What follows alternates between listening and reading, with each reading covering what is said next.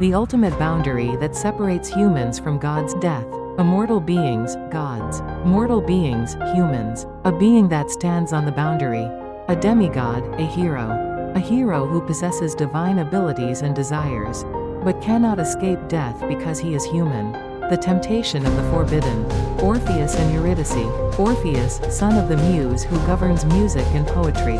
Orpheus, son of Apollo, the god of the sun and music. A man of extraordinary musical talent. When Orpheus sang, birds and wild beasts gathered to listen.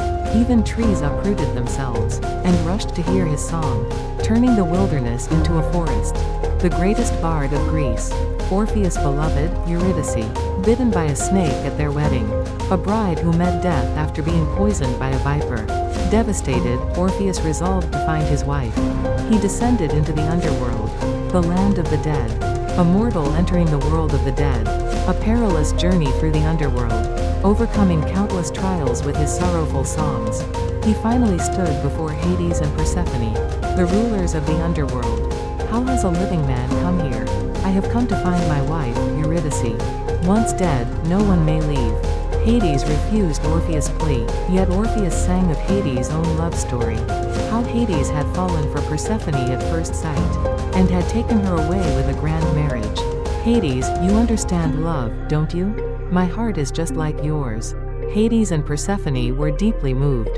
Very well, you may take your wife, but you must not look back before you pass the threshold of the underworld. As Orpheus ascended back to the living world, the spirit of Eurydice followed behind him. Silence filled the path, no footsteps, no sign of her presence. At the very last moment before leaving the underworld, doubt crept into Orpheus' heart. Had he been deceived? And so, Orpheus turned back. Eurydice reached out with sorrowful eyes, stretching her hand toward him. But she was pulled back into the underworld. Yet, Eurydice never resented Orpheus' failure. Orpheus rejected all other women, and devoted himself only to his music. But enraged by his rejection, a group of women tore him apart. Thus ended the tragic tale of Orpheus.